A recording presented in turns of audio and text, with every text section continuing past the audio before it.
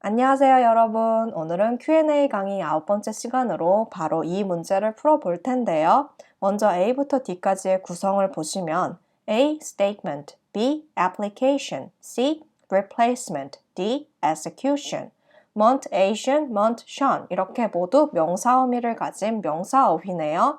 어휘 문제는 빈칸의 앞뒤 문맥을 고려하셔서 해석상 가장 자연스러운 답을 고르시면 되겠죠. 그러면 먼저 문제 풀어보시고 저와 함께 해설 강의 시작해 볼게요.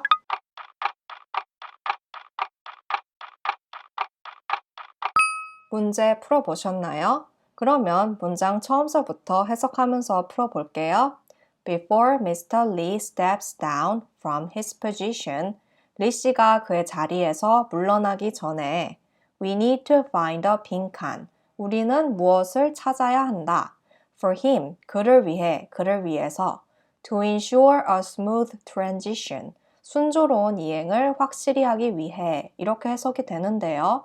그러면 이 빈칸 자리에 뭐가 제일 적절할지 자, 이 문제의 제보자분께서는요. A번 statement, 성명, 성명서 B.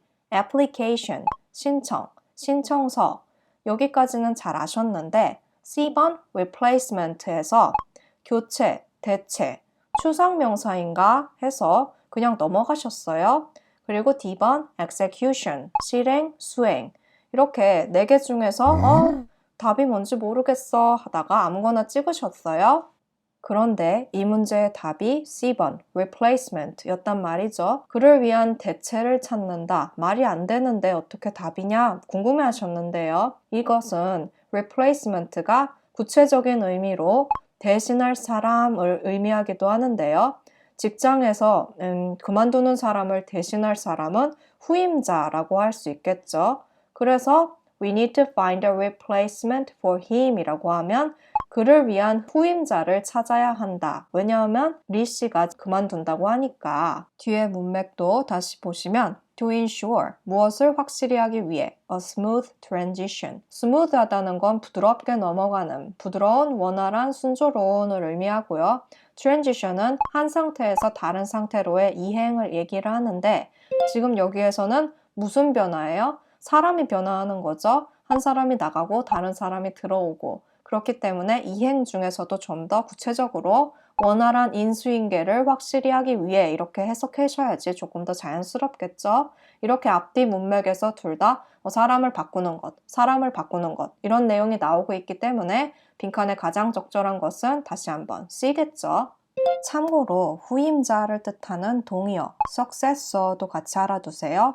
동사 succeed가 뒤를 잇다라는 뜻이거든요. 뒤를 잇는 사람이니까 후임자, 그리고 왕위 계승자처럼 계승자라는 뜻이 있겠죠. 자, 반대말로 그럼 전임자는 뭘까요? predecessor, 이렇게 pre가 붙으면 뭐뭐 앞에라는 뜻이잖아요. 전임자라는 뜻이 되고요. former 뭐뭐 무엇 하면 전에 뭐뭐 하던 사람이란 뜻이 있어요. 그래서 former employee라고 하면 전에 있던 직원, former manager 하면 전에 있던 매니저가 되겠죠. 이 문제의 키포인트를 정리해 볼게요. 보통 명사 어휘 문제에서 단골로 나오는 소재가 사람 명사와 추상 명사를 구분하는 건데요. 초보자분들께서는 ER 어미가 아니면 무조건 추상 명사다라고 생각하시는 경향이 있는데 그렇지가 않고요. 이때 주의하셔야 될 토익 어휘 문제의 2가지 특징. 첫 번째, 다이어, 뜻이 여러 개인 단어. replacement가 추상적인 뜻도 있었어요. 하지만 구체적으로 사람을 뜻하기도 했었죠. 두 번째로 문맥, 빈칸의 앞뒤 내용을 고려하셔서 푸셔야 되는데 빈칸 앞뒤에 모두 사람을 바꾸는 내용이 나왔기 때문에 여러분이 replacement가 설사 그냥 교체라고 생각을 하셨더라도 앞에도 누가 내려오니까 바꿔야 된다. 뒤에도 원활하게 바꿔야 된다. 이런 내용이 나오기 때문에 C번을 답으로 고르실 수 있었어야 된다. 이 말이죠. 참고로 대표적인 사람 명사를 만드는 어미에는요. ER 외에도 OR, EE, ANT, ENT 등이 있는데요.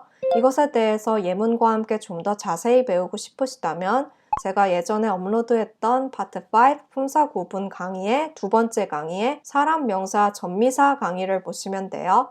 그런데 영어에선 항상 예외사항들이 있죠. 사람 명사도 마찬가지로 이런 예외사항들을 따로 외워주셔야 되는데요. 특히 사람 명사랑 추상 명사를 구분해서 외워주시는 게 좋아요. 예를 들어 critic, 비평가, 평론가, ik 이렇게 끝나니까 어떻게 들으면 좀 형용사 같아 보이기도 하죠. 하지만 형용사형은 critical, 비평적인 이렇게 따로 있죠. 이것과 명사 criticism, 비평을 구분을 해주시고요. 두 번째로 architect, 건축가와 architecture 하면 건축학, 건축에 대해서 공부하는 학문이 돼요. executive, 이사, 간부, CEO가 Chief Executive Officer의 준말이죠. execution, 실행과 구분해 주시고요. rival, 경쟁자, rivalry, 경쟁의식과 구분해 주세요. 계속해서 이상하게 생긴 사람 명사들 representative, 내신 영어로는 대표로 많이 알고 계시죠? 그러나 토익에서는 회사를 대표, 대리하는 직원, employee의 의미로 많이 쓰이는데요. representation, 표현, 묘사랑 구분해 주시고요. 이게 어떻게 직원이란 뜻을 가지게 되냐면요.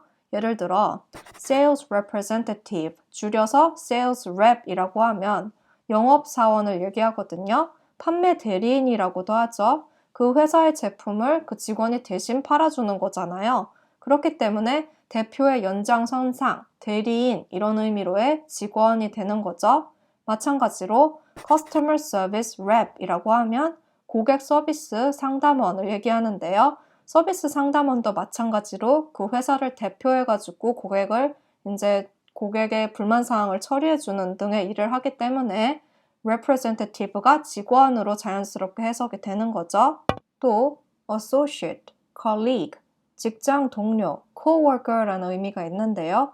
coworker는 많이들 아시지만 associate 하면 동료라는 뜻을 모르시는 분들이 많기 때문에 넣어봤는데요.